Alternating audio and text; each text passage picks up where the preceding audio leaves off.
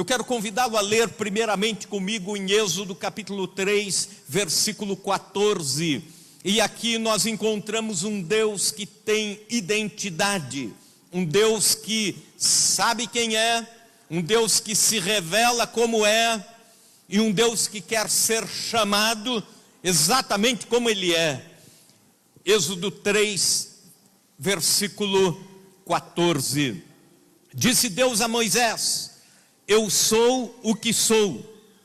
Disse mais: assim dirás aos filhos de Israel: eu sou, me enviou a vós outros. Aqui Deus está revelando o seu nome.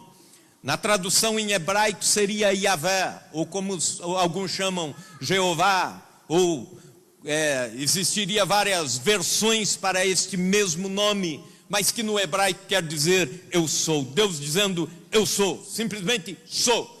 Tudo que você imaginar daquilo que possa ser o caráter de santidade, eu sou. Tudo que você pode imaginar com respeito aos atributos de onipresença, onisciência, eu sou.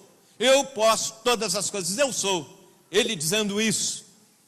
E é interessante que esse Deus cria o homem, o ser humano, à sua imagem. E agora abra comigo em Gênesis, algumas páginas para trás, o primeiro livro da Bíblia, Gênesis capítulo 1, e nós vamos ler os versículos 26 a 28. Diz assim o texto: também disse Deus: façamos o homem à nossa imagem, conforme a nossa semelhança. E aqui ele não está falando do corpo físico, mas em termos de caráter, personalidade. Tenha ele domínio sobre os peixes do mar, sobre as aves do céu, sobre os animais domésticos, sobre toda a terra e sobre todos os répteis que rastejam sobre a terra. Criou Deus, pois, o homem à sua imagem. A imagem de Deus, ele repete, o criou. Homem e mulher os criou. E Deus os abençoou. Ele cria a imagem dele e abençoa esta imagem. Ele disse: sede fecundos, multiplicai-vos, enchei a terra e sujeitai-a. Dominai sobre os peixes do mar, sobre as aves dos céus e sobre todo o animal que rasteja pela terra. E agora no capítulo 2, versículos 22 a 25, nós ainda continuamos a ler sobre Deus formando o homem e a mulher, a sua imagem e semelhança, definindo a identidade do ser humano. E a costela do Senhor Deus, a costela que o Senhor Deus tomara do homem, ao homem, transformou-a numa mulher e lhe a trouxe. E disse o homem: esta afinal é osso dos meus ossos, carne da minha carne, chamar-se-á varoa, porquanto do varão foi tomada. Por isso deixa o homem pai e mãe, se une à sua mulher, tornando-se os dois uma só carne. Ora, um e outro, homem e sua mulher, estavam nus e não se vergonhavam. Depois Gênesis capítulo 3, 1 a 9. Mas a serpente, mais sagaz do que todos os animais selváticos que o Senhor Deus tinha feito, disse à mulher: é assim que Deus disse: não comereis de toda árvore do jardim? Respondeu-lhe a mulher: do fruto das árvores do jardim podemos comer, mas do fruto da árvore que está no meio do jardim, disse Deus: dele não comereis, nem tocareis nele, para que não morrais. Então a serpente disse à mulher: é certo que não morrereis, porque Deus sabe que no dia em que dele comerdes, se vos abrirão os olhos, e como Deus, sereis conhecedores do bem e do mal. E aqui Satanás já está dizendo: você foi criado como um engano, sabe? Deus te enganou, você não é isso que você é. Se você seguir a minha palavra, eu te ajudo a chegar lá onde você tem capacidade de chegar. Em outras palavras, Satanás começa a alterar na mente de Eva a identidade. Essa é a tentação, tem a ver com identidade. Vendo a mulher que a árvore era boa para se comer, agradável aos olhos, e árvore desejável para dar entendimento, tomou-lhe do fruto e comeu, e deu também ao marido, e ele comeu. Abriram-se então os olhos de ambos, percebendo que estavam nus, coseram folhas de figueira e fizeram cintas para si. Aqui já há uma deformidade na identidade do ser humano. Ele já precisa mudar o seu comportamento para achar que está sendo aceito a partir agora do pecado. Versículo 8: quando ouviram a voz do Senhor Deus que andava no jardim pela viração do dia, esconderam-se da presença do Senhor Deus, o homem e sua mulher, por entre as árvores do jardim. E chamou o Senhor Deus ao homem e lhe perguntou: onde estás?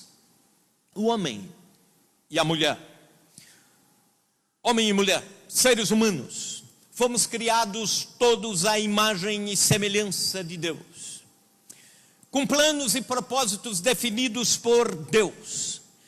Mas a escolha do ser humano no jardim do Éden foi diferente.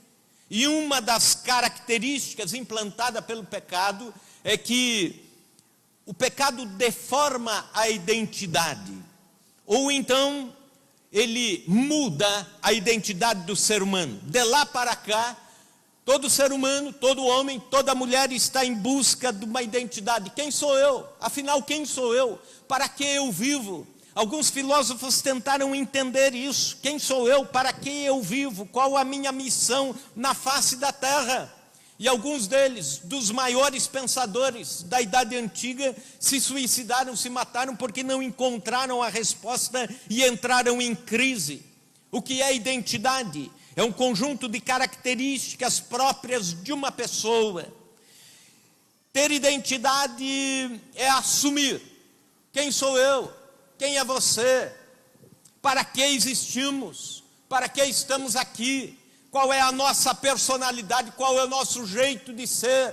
E viver de bem com isso. Isso é identidade definida. A tentativa de ser o que não é foi o que levou o ser humano lá no Éden à prática do primeiro pecado. De uma forma simplista, a gente diz o primeiro pecado foi a desobediência. Está certo, mas antes da desobediência, muitas motivações correram, e a principal delas foi exatamente isso: a tentação de Satanás e da serpente, dizendo a Eva: você pode ser melhor, você pode ser igual a Deus, Deus está enganando, você tem capacidade para mais. E aí acontece o primeiro pecado.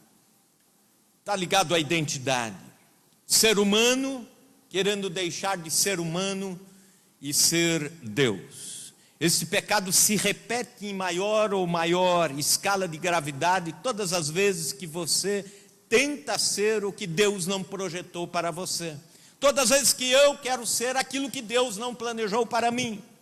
E que talvez não seja algo errado, mas que o erro, o pecado está justamente nisso, de querer ser o que eu não sou.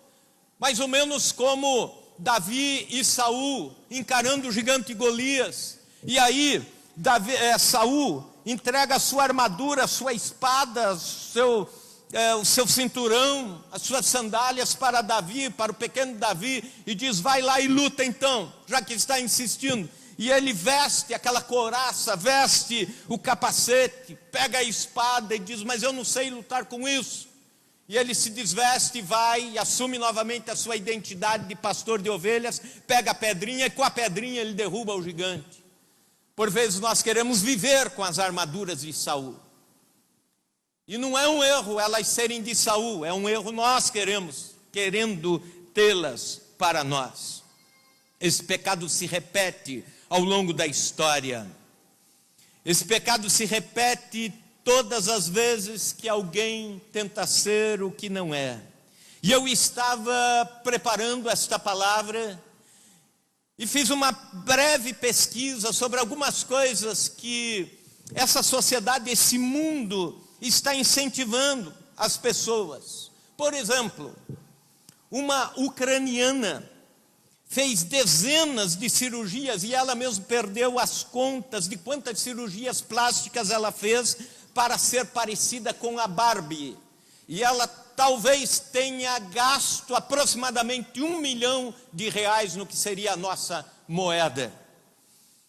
Outra, chamada Dona Mary, gastou R$200 mil, que seria, trazendo para as nossas contas, em cirurgias plásticas para parecer-se com a Lady Gaga. Outro jovem, chamado Toby Sheldon, gastou R$250 mil para fazer várias cirurgias para ficar parecido com o seu ídolo, Justin Bieber. E assim por diante. São pessoas que ao longo da vida, da caminhada, não descobriram ainda o que são. E para que estão aqui? E para que estão vivendo neste mundo, nesse curto espaço de tempo na história, de 70 ou 80 anos, para alguns 90 anos.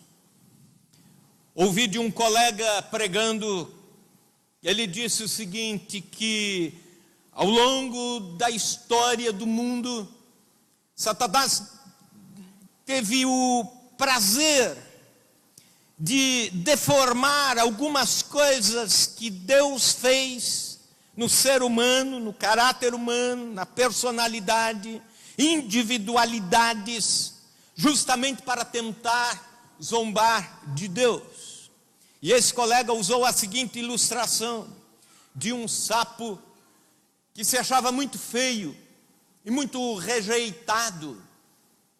E um dia ele encontrou a fada madrinha e ele disse: fada, eu gostaria de ter asas. Eu gostaria de ter asas para voar como aqueles pássaros. Veja como eles são livres no horizonte. Voam, assentam-se nos galhos das árvores. Eu quero ser um pássaro, me dê asas. E a fada madrinha deu asas ao sapo. E o sapo então feliz, agora ele ia deixar de pular, iria voar. E ele imprime o seu primeiro voo e vai para junto de alguns pássaros que estão numa árvore. E quando ele chega naquela árvore, os outros pássaros se assustam e dizem: sapo com asas? E voam rápido, e vão embora. Ele ficou deslocado, chateado, mas de cima da árvore ele viu vários sapos na lagoa. E ele disse: estão lá meus ex-companheiros de lagoa, eu vou lá, quero conversar com eles novamente. E quando ele voa e chega pertinho daqueles sapos, todos eles se assustam e pulam para dentro do lago, gritando a mesma coisa: sapo com asas, impossível. E ele passa a sua vida deslocado, ele passa a sua vida deformado, pensando que poderia ter a sua liberdade.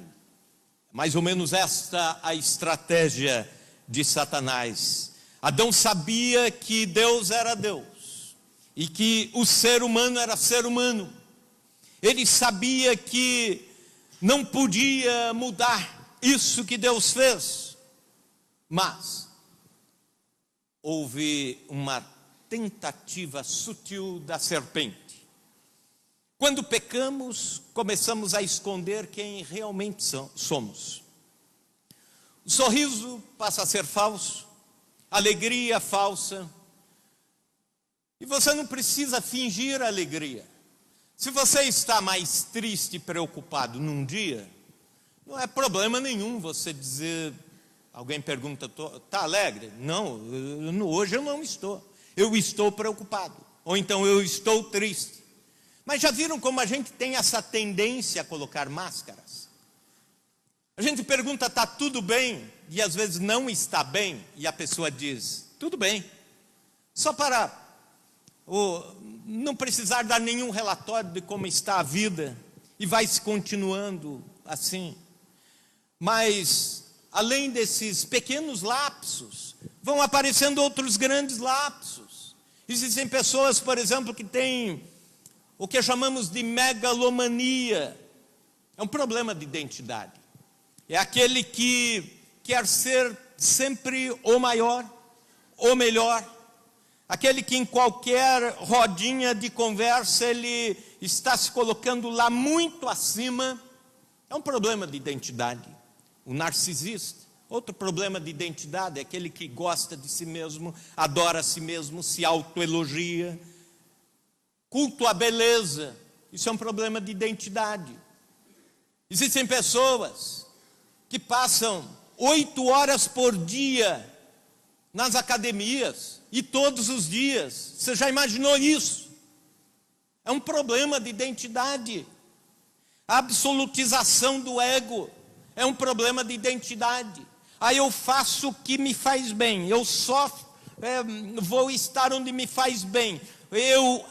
O ego, o estar bem. A mentira sobre si é um problema de identidade. Uma revista, eu falei isso na Vigília dos Homens, uma revista norte-americana que trabalha com essas questões de comportamento, lança sempre uma pergunta a cada edição. E numa das edições, a pergunta era a seguinte: o que um casal faz quando se encontra a primeira vez? Sabe, não se conhecem, estão se encontrando assim a primeira vez, marcaram encontro, sei lá, pelo Facebook, pela internet, colega de trabalho e tal. A primeira vez, primeiro encontro, um interessado no outro assim. O que eles fazem? Milhares de respostas, mas aqui ganhou. Surpreenda-se, foi a resposta de uma menininha de 6 anos de idade. Sabe o que ela disse? Olha só a resposta. Ela disse o seguinte, para essa pergunta, que um casal faz no primeiro encontro. Ela disse assim: eles mentem o suficiente um para o outro para conseguirem marcar o segundo encontro. Eu quero que hoje você saiba quem você é em Deus. Eu quero que hoje você firme isso, de dizer: Deus me fez do jeito que eu sou, Deus me fez assim, estou em paz com a obra de Deus, estou em paz com a criação de Deus. E eu quero dividir esta mensagem em 2 partes. A primeira delas, quando você perde a identidade. Em primeiro lugar, você perde a identidade quando ouve Satanás. Gênesis capítulo 3, versículos de 1 a 4. Nós lemos o diálogo da serpente com Eva. E nesse diálogo ela seduz Eva a mudar a identidade. Se você ficar conversando com Satanás, vai acabar se complicando. Eva poderia ter dado ponto final na conversa na primeira pergunta da serpente. Mas a serpente, mais sagaz do que todos os animais selváticos que o Senhor tinha criado, feito, disse à mulher. É assim que Deus disse: não comereis de toda a árvore do jardim. Ela podia ter dito sim e tchau. Mas respondeu-lhe a mulher: do fruto das árvores do jardim podemos comer, mas do fruto da árvore que está no meio do jardim, disse Deus, dele não comereis. E aqui Eva já erra, porque não era o fruto da árvore que estava no meio do jardim, era outra árvore que Deus disse que não era para comer. A que estava no meio do jardim era chamada árvore da vida, e a que Deus disse que não era para comer não era essa árvore da vida do meio do jardim, era aquela outra, do conhecimento do bem e do mal. E aí ela vai, e aí Satanás se aproveita da desinformação de Eva. Ela está desinformada. Então a serpente disse à mulher: é certo que não comereis, é certo que não morrereis. E aqui ela já mente no diálogo. Serpente já induz ao crédito, à mentira. Porque Deus sabe que no dia em que dele comerdes, se vos abrirão os olhos, e como Deus sereis conhecedores do bem e do mal. Ela fica conversando, e aí é que está o problema: conversar com a serpente, conversar com Satanás. Ele te oferece uma identidade que não é sua. E ele tem argumentos poderosos. Ele é um ser dotado de superinteligência. E vai oferecer aquilo que você não é. Para que você pense, Deus está sendo injusto comigo. Por que Deus me fez assim? E eu tenho que viver assim? Se Deus poderia muito tranquilamente ter me feito de outra forma e eu estar em situação muito melhor. Quando começamos a ouvir este diálogo de Satanás, nós somos tentados na identidade. A serpente continua tendo a mesma astúcia, falando aos ouvidos do ser humano. Ela continua, não mais no Éden, mas em todos os lugares deste planeta, dizendo: você tem um potencial para ser outra pessoa, larga esse negócio de ser pai, de ser esposo, larga isso. Ou então, para que ser cristão? O teu jeito é outro, você pode se impor na sociedade, teu círculo é outro. Quando dou ouvidos a Satanás, eu troco os meus princípios pelos dele, e aí também acabo assumindo a identidade que ele está me oferecendo. A sugestão dele é: Deus está enganando você. Charles Spurgeon escreve num sermão sobre o Salmo 139 o seguinte: como Deus poderia se enganar a respeito de alguém pelo qual desde a eternidade ele conheceu?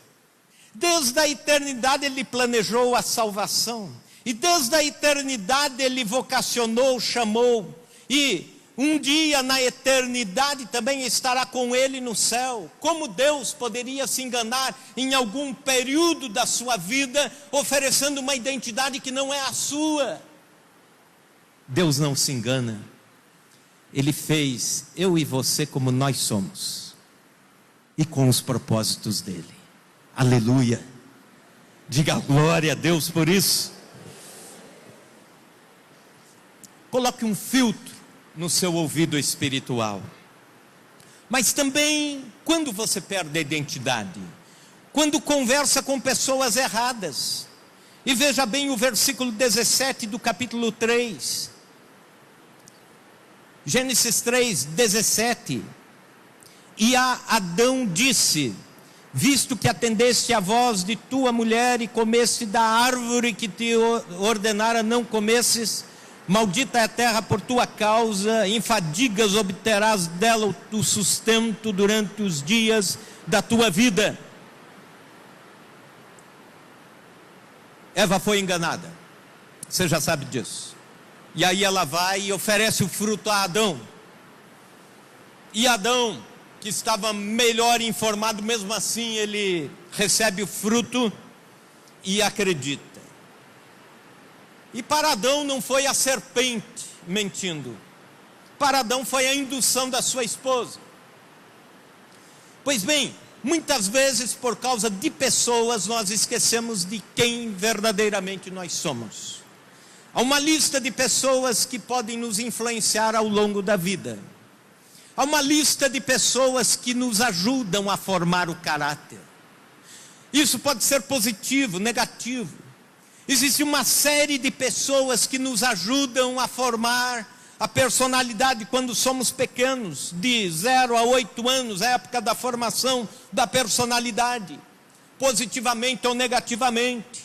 Os pais, os professores influenciam, os amigos influenciam, os parentes influenciam, para o bem ou para o mal. Os vizinhos influenciam, os conhecidos influenciam, colegas de trabalho influenciam. Namoro influencia, namorado, namorada, o sócio influencia, líderes, ou lá na vida corporativa ou na vida cristã, influenciam. E a pergunta é: a quem você está escutando? A quem você está abrindo os ouvidos? Faça 4 perguntas para você agora. Não precisa respondê-las alto. Responda no seu interior. A primeira pergunta: quem realmente você é? sua identidade. Segunda pergunta: você está contente com quem você é? Terceira pergunta: em quem você está se tornando? Em outras palavras, quais as modificações que você está almejando para a sua vida? Algumas podem ser boas, outras não. Algumas podem dizer respeito a galgar ambições saudáveis, de ministério, de carreira, de vida cristã, de vida profissional, melhoras na vida, como pai, como esposo, como esposa, mas outras talvez não. Em quem você está se tornando? E a quarta pergunta: por causa de quem você está mudando? Dizem que a pessoa que segue a trilha de outras nunca deixa as próprias pegadas. Alguns exemplos: jovens na época da adolescência, uma época ainda de formar seu destino de vida, sua caminhada de vida em muitas áreas, época de talhar o seu caráter, as suas decisões profissionais, emocionais, sentimentais. Nessa época, muitos jovens assumem o que não são para agradar aqueles que estão em volta. Os jovens são muito tribais, a gente sabe disso. Os adolescentes sempre estão assim, em bando, né?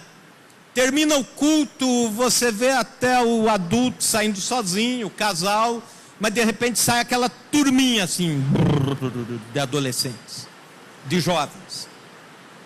E isso é normal nessa idade.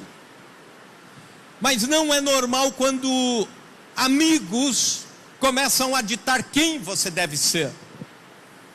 Por exemplo, se meus amigos usam drogas e eu quero ser aceito por eles, então eu também vou começar a usar.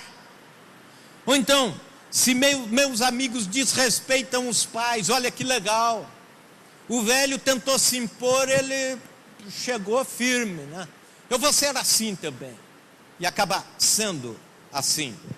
Não porque ele quer, mas ele quer se sentir acolhido pelos amigos. Ele quer se sentir amado pela turma. Ou então existe uma chamada lealdade invisível, onde as pessoas, assim, quase que inconscientemente, se reportam aos seus ancestrais, ao pai, à mãe, o avô, e dizem: se eu fizer igual eles fizeram, eu vou estar sendo leal nessa história de repetição da família. Se eu fizer igual eles fizeram, eu vou estar honrando a eles que já se foram. E é por causa disso que muita gente tem alguns ditados assim: olha, meu pai, meu avô era dessa religião, meu pai era dessa religião e eu vou morrer nessa. Ou então, existem outras coisas assim: olha, meu pai tinha esse vício, meu avô também tinha, então também de uma certa forma eu vou honrar essa ancestralidade, vou ter. Por exemplo, esses dias eu, estando com os meus familiares, eles disseram: Marcos, que engraçado, você tem o mesmo jeito do vô Elias de coçar a cabeça. Mesmo jeito, usa a mesma unha, a mesma forma de coçar a cabeça quando está preocupado com alguma coisa. Só que às vezes essa identidade começa a ser ditada em outras coisas que vão contra os seus princípios. São as más influências. Terceiro lugar, quando você perde a identidade, quando você ouve o seu coração.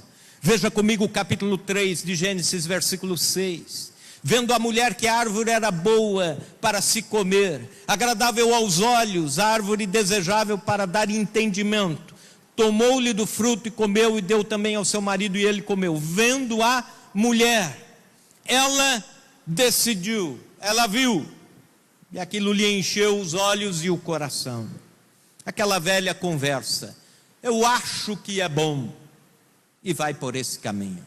Ou então eu imagino que, ou então eu estou sentindo que, parece bem espiritual isso, né? Estou sentindo que é assim que eu tenho que fazer. E às vezes a Bíblia está dizendo exatamente o contrário. Você está dando vazão ao seu sentimento, e achando que isso é Deus falando, de repente é um sentimento emotivo apenas. As emoções. Não seja escravo das suas emoções. Muitas vezes nós estamos lutando por algumas causas, ouvimos as emoções e caímos em armadilhas. Veja o que diz o profeta Jeremias, no capítulo 17, versículo 9. Enganoso é o coração mais do que todas as coisas, e desesperadamente corrupto, quem o conhecerá?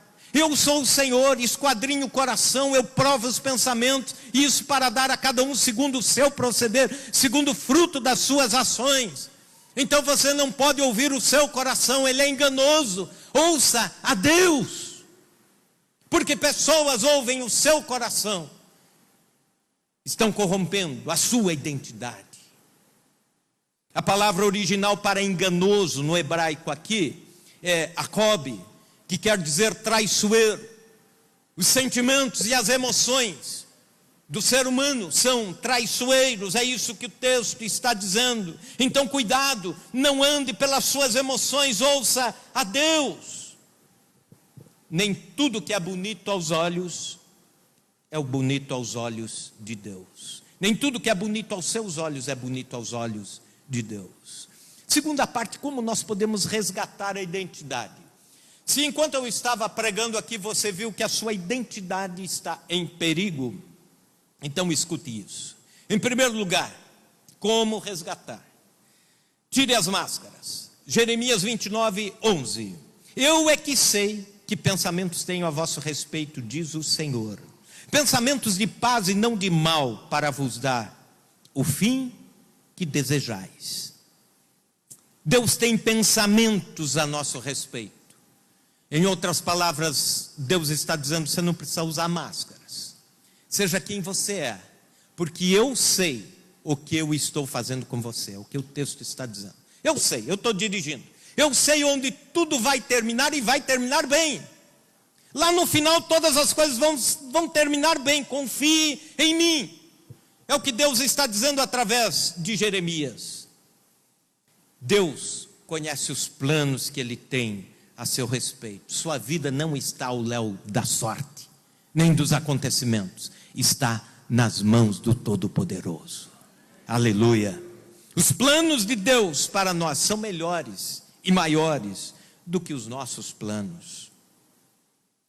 Nós crentes às vezes temos a tendência de ser um pouco Jacó, nesses momentos de se apresentar a Deus. Como Jacó se apresentou a Isaac, mentindo, colocando pelos, cheiro do campo, para que o seu pai, que já estava cego, pensasse que era o seu irmão Esaú. Da mesma forma nós nos apresentamos diante de Deus, para pegar a bênção de Deus, a atenção de Deus, a qualquer preço, de qualquer forma fazemos qualquer barganha, para ter um pouco de Deus, um pouco da atenção de Deus. E Deus está dizendo, não, você é Jacó, seja Jacó, eu vou te abençoar. Não precisa você tentar barganhar comigo, não precisa você tentar me enganar. Tire a máscara de Esaú. E às vezes, Deus nos conhece. Ele conhece mesmo de qualquer jeito. A gente pode se disfarçar como for. Ele conhece, Ele sabe. Mas o problema não é Ele saber. O problema é que nós estamos nos perdendo nessa trilha. Conta-se que uma mulher certa vez perguntou a Deus: Deus, quantos anos eu ainda tenho de vida? Ela estava lá pelos 60 e tantos anos e fez essa pergunta para Deus. E Deus disse: você ainda vai viver 20 anos. E ela ficou toda alegre, tinha uma boa conta bancária, uma boa situação. E ela investiu tudo que tinha em cirurgias plásticas dos pés à cabeça. E ficou uma princesa. Ficou aí uns 30 anos mais jovem. E ficou toda feliz com o resultado meses depois. E andava toda esplêndida na rua, mas aí foi atropelada. E foi atropelada e morreu. Chegou no céu brava, perguntou para Deus: ô Deus, o Senhor não tinha dito que eu ainda tinha 20 anos? Pois é, já morri, só gastei o que poderia ter sido lá dos meus filhos e netos. E Deus disse: me perdoe, é que você estava tão diferente que nem eu te reconheci. Deus reconhece, isso aqui, Deus reconhece. Mas eu acho que até Ele às vezes tem dificuldade de reconhecer quando nós estamos trilhando os caminhos, os descaminhos da alteração da nossa identidade. Deus conhece perfeitamente e nós precisamos aceitar o que Deus fez. A partir de hoje, aceite quem você é. Reconheça a sua identidade em Deus. Aprenda a viver contente com quem você é, do jeito que Deus fez. Não fique vivendo um padrão de Satanás, ou um padrão do mundo, ou então o padrão daquilo que as pessoas esperam de você. E chega um momento que você já não é mais você. Você é um pouquinho daquilo que esperam de você. Você é um pouquinho daquilo que cobram de você. Você é um pouquinho da sociedade cobrando de você. Você gasta seus recursos naquilo que pensa estar agradando a sociedade, agradando as pessoas que te cercam. Quando você tenta ser parecido com outra pessoa, a melhor posição que pode alcançar nessa corrida é o segundo lugar, que vai ser sempre uma cópia. Júlio César foi o maior dos imperadores de Roma, um homem de sucesso na sua liderança. Seu nome está entre as 10 maiores personalidades da história, os 10 maiores líderes da história. Júlio César, imperador de Roma. Conquistas. Conseguiu o mundo de então para si, quase todo. Ele só não foi o maior dos líderes, mas chegou a ser colocado como o segundo maior de todos os líderes da história, exceto Cristo, que nós os cristãos o sabemos, mas entre os homens, o segundo lugar. E quase ao fim da sua vida, depois de se aposentar e outro já estar ocupando a sua posição, ele foi enviado para uma missão de pacificar a Espanha, e ele foi encontrado numa praça, abraçado com a estátua de Alexandre Magno, e ele chorava copiosamente. Um outro general amigo dele chegou perto e disse: majestade, por que choras? Ó imperador, por que estás chorando?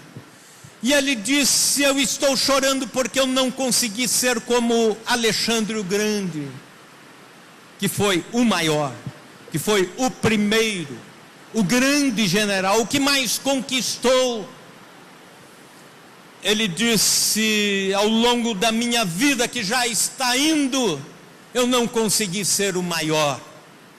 E conta-se que depois desse episódio ele entregou-se ao vício e à depressão e morreu. Sabe, a gente às vezes tem essas crises de identidade.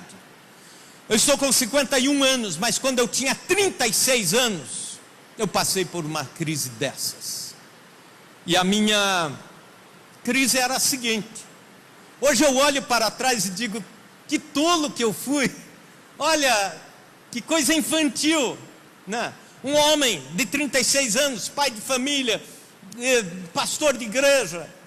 Na época eu não lembro, mas eu participava da liderança da Secretaria de Missões, da IPI, tinha minhas atribuições, mas eu fiquei pensando, com 36 anos de idade, Billy Graham pregava para multidões, e levou até aí milhares, dezenas de milhares de pessoas a Cristo, e eu aqui. Nessa idade, Ricardo Gondim, brasileiro, já era presidente da Aliança Pentecostal da América Latina, e já tinha moldado o pensamento de muita gente no nosso país. Com a idade de 36 anos, Hernandes Dias Lopes já estava pregando pelo mundo, e já tinha dezenas de livros editados. E eu fiquei pensando, e eu? Até descobri que essas coisas não são importantes para Deus, e não são importantes para mim também, porque Deus fez pessoas com determinadas missões e que não são as minhas, e que eu tenho que viver bem com as minhas, e viver em paz com a minha missão, com o meu jeito de ser. Existem pais que tentam impor identidade aos filhos, isso é muito ruim. Descubra quais os pontos fortes do seu filho, invista nos pontos fortes.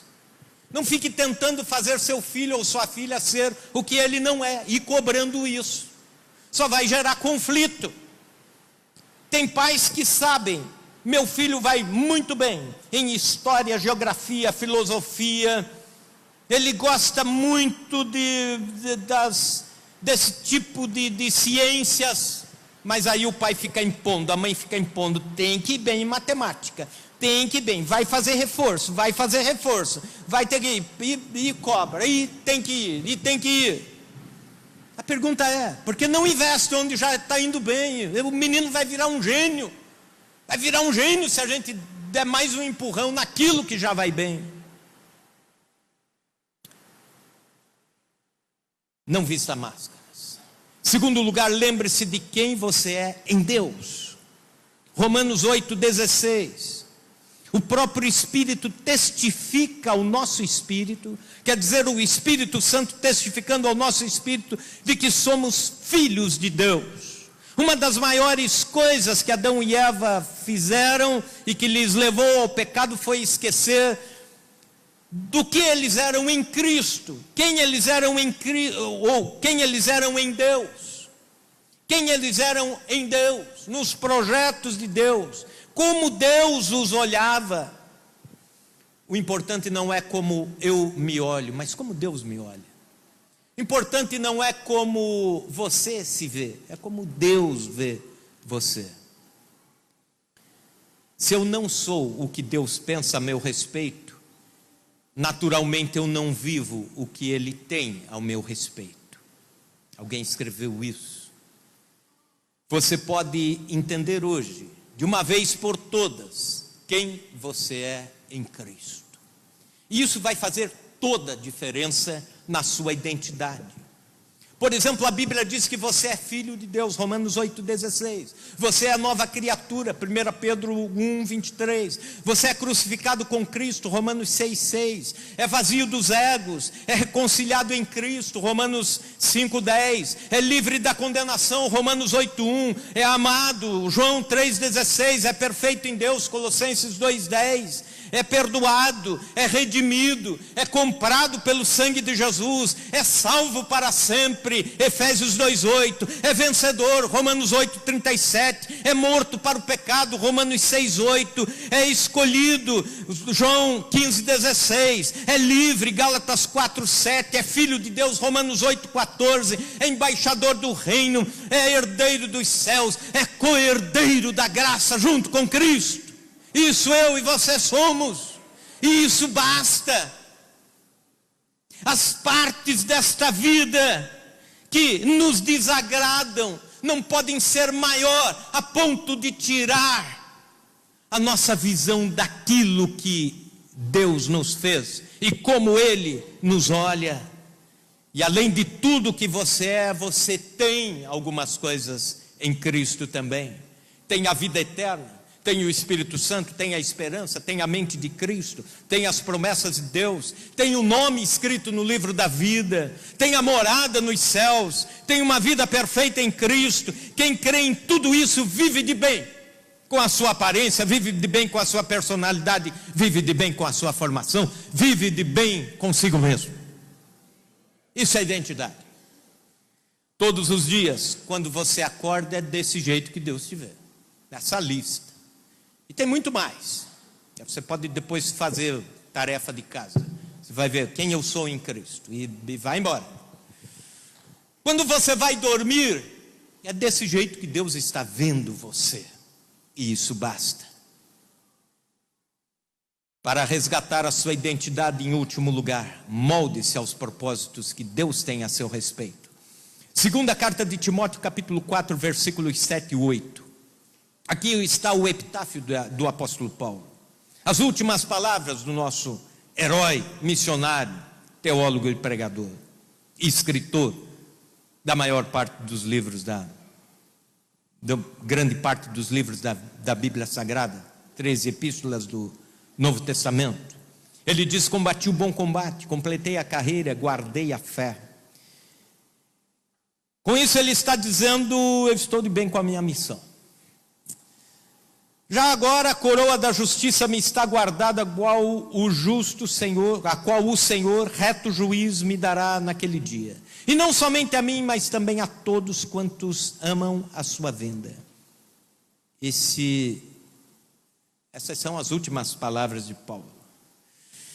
A pergunta é: qual vai ser a última frase sua? Quando você estiver partindo dessa. Qual vai ser a última frase minha, o último pensamento? O que vai escrito no nosso epitáfio, lá no cemitério? Eu quero que escrevam pelo menos uma coisa: que eu fui pregador do Evangelho. Aqui jaz Marcos Copesca Paraíso, servo de Deus, pregador do Evangelho. Porque isso foi a minha missão. Para isso que eu vim, para isso que eu existo, levar pessoas a Cristo.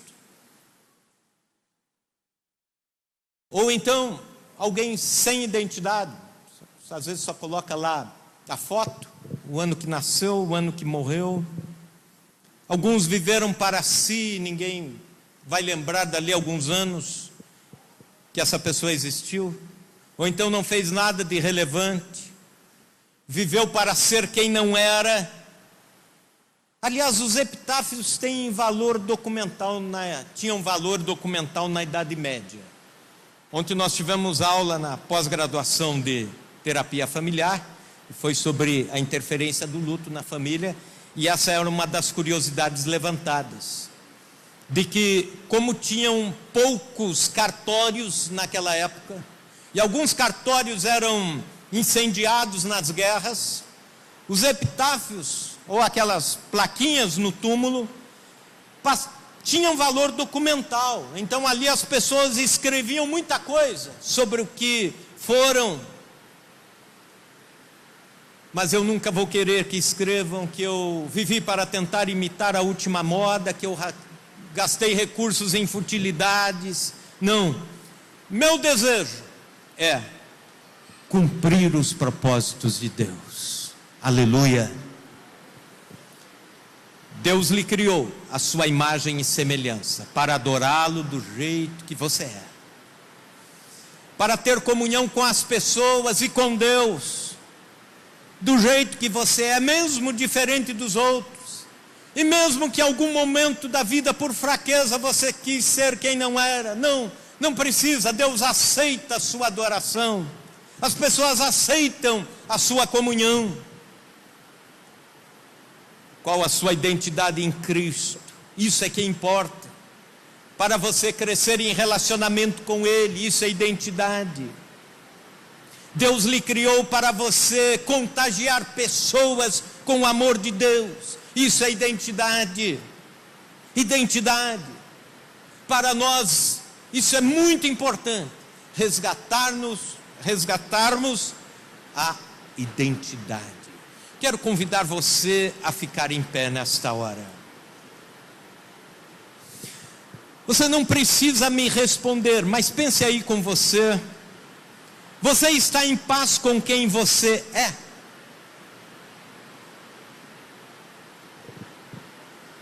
Alguma vez você já sentiu raiva de você mesmo? Alguma vez você já depreciou a você mesmo ou mesma?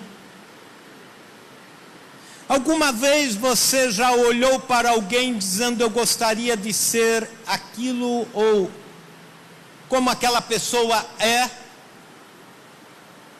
Salvo questões de admiração, que é muito normal. Mas quando isso passa a dirigir a vida, já não é normal. O que eu quero dizer para você, irmão e irmã, você é muito especial para Deus. Essa é a sua identidade. Aleluia. Vamos orar por isso. Senhor Deus, no mundo que está perdendo a identidade, pessoas perdendo a identidade, famílias perdendo a identidade, a sociedade perdendo a identidade.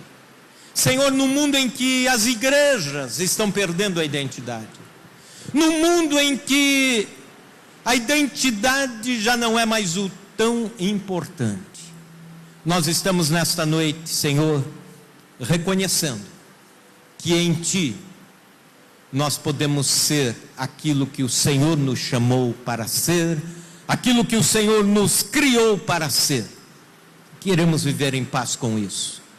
Senhor, protege nossos ouvidos e mentes, para que a sociedade não dite quem nós devemos ser. Senhor, para que pessoas não digam ou ditem quem devemos ser. Senhor, para que o diabo não diga quem nós devemos ser. Ou pior ainda, diga que estamos vivendo aquilo que não fomos criados para ser. Tem misericórdia, ó Deus. Protege nossos ouvidos e mentes neste mundo em que vivemos. Queremos, ó Deus, honrar a Ti. E como no Salmo 139, olhar no espelho e dizer: como são grandes, maravilhosas as Tuas obras, Senhor. Porque foi Tu que criaste, Tu, Senhor, que fizestes. E o Senhor sabe o que está fazendo. Que assim seja, ó Deus, em nome de Jesus. Amém. Diga amém, Jesus. Amém. Deus abençoe.